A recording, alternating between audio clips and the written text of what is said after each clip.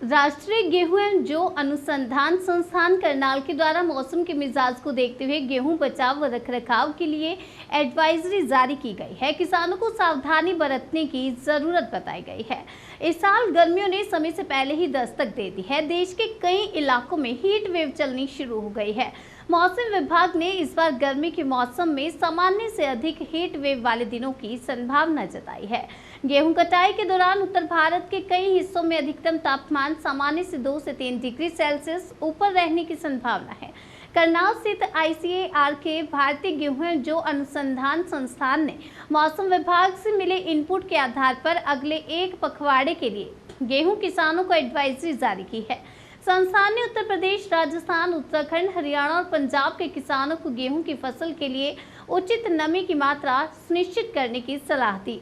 संस्थान के निदेशक डॉक्टर ज्ञानेंद्र सिंह ने बताया कि मध्य और प्रायद्वीपीय भारत के किसानों को सलाह दी जाती है कि वे कटाई के समय उचित नमी 12% से 13% सुनिश्चित करें। उत्तर पूर्व और उत्तर पश्चिमी के किसानों को फसल की आवश्यकता के अनुसार हल्की सिंचाई करने की सलाह दी गई है ताकि फसल पकने के लिए मिट्टी में उचित नमी बनी रहे। एडवाइजरी के अनुसार यदि अधिकतम तापमान 37 डिग्री सेल्सियस से अधिक हो जाता है तो फसल को सूखे से बचाने के लिए 0.2% म्यूरेट ऑफ पोटाश प्रति एकड़ 200 लीटर पानी में 400 ग्राम MOP या 2% के NO3 200 लीटर पानी में 4.0 किलोग्राम प्रति एकड़ का स्प्रे कर सकते हैं। पर्वतीय क्षेत्र में किसानों को पीला रतुआ या भूरा रतुआ पर नजर रखनी चाहिए और प्रोपिकोनाजोल 25 EC का छिड़काव करना चाहिए। 1 लीटर पानी में मिलीलीटर रसायन मिलाना चाहिए। 1 एकड़ गेहूं की फसल में 200 मिलीलीटर कवकनाशी को 200 लीटर पानी में मिलाकर छिड़काव करना चाहिए। देर से बोई गई गेहूं की फसल में हल्की सिंचाई ही करें। साथ ही साथ कटाई से 8-10 दिन पहले फसल में सिंचाई बंद कर देनी चाहिए। मौसम विभाग ने अप्रैल से जून के लिए अपडेट सीजनल आउटलुक जारी किया है। गर्मी के मौसम में उत्तर पश्चिम भारत के मैदानी इलाकों, दक्षिण प्रायद्वीप, मध्य भारत और पूर्वी भारत के अधिकांश हिस्सों में सामान्य से अधिक हीटवेव दिन रहने की संभावना जताई है।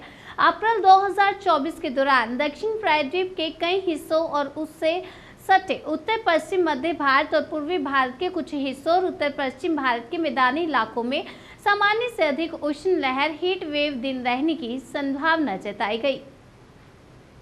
ये एडवाइजरी थोड़ी विशेष है क्योंकि गेहूं की फसल पकने के लिए तैयार है।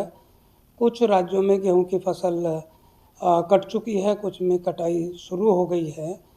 मैं कल हरियाणा और कुछ उत्तराखंड का क्षेत्र दौरा किया था तो मैंने देखा है कि कुछ किसानों ने जो हाथ से हार्वेस्टिंग करते हैं उन्होंने मैनुअल हार्वेस्टिंग शुरू कर दी है। 10-12 जगह मुझे मैनुअल हार्वेस्टिंग करते हुए किसान दिखाई दिए। 3 प्रमुख एडवाइजरीज हमने जारी की हैं। एक तो है कि जो लेट सोन है या टाइमली सोन गेहूं की फसल हरियाणा, पंजाब, पश्चिमी उत्तर प्रदेश में है, उसमें हार्वेस्टिंग से करीब 8 से 10 दिन पहले एक पानी किसान निश्चित रूप से दें ताकि खेत में नमी बनी रहे। अभी तक का टेम्परेचर बहुत अच्छा है, बहुत फेवरेबल है, गेहूं की फसल बहुत अच्छी है। आने वाले टाइम में हो सकता है टेम्परेचर थोड़ा बढ़ेगा, लेकिन अब गेहूं की फसल उस स्थिति में पहुंच गई है कि टेम्परेचर बढ़ने से कोई विपरीत असर अब आने वाला मेरे हिसाब से नहीं है। लेकिन हम चाहते हैं कि किसान एक लाइट इरिगेशन, जिनका हार्वेस्टिंग में अभी 10 से 15 दिन है, एक लाइट इरिगेशन दे दें ताकि जो दाने की जो पकने की व्यवस्था है वो और सुदृढ़ हो और दाना अच्छा बने। दूसरी एडवाइजरी हमारी है जो हमारे हिली क्षेत्र हैं, जिसमें उत्तराखंड है, J&K है, हिमाचल है, चूँकि वहाँ गेहूं की फसल पकने में अभी करीब 1 महीना मान के चलिए और लगेगा, तो उनके लिए हम चाहते हैं कि वो अपनी फसल पर नज़र बनाए रखें और अगर पीला या भूरा रतवा कहीं दिखाई देता है तो जो केमिकल हमारे द्वारा संस्तुत हैं उन केमिकल्स का स्प्रे करें।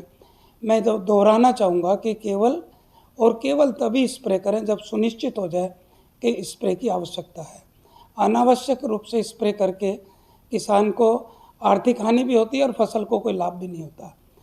और जो तीसरी महत्वपूर्ण बात है वो है कि जब किसान गेहूं की कटाई करें, हार्वेस्टिंग करें, तो सुनिश्चित करें कि जो मॉइस्चर कंटेंट है वो 9 से 12-13% के बीच दाने में होना चाहिए, ताकि उनकी स्टोरेज की भी, और अगर वो मंडी में लेके जाते हैं तो किसी प्रकार की उनको असुविधा ना हो।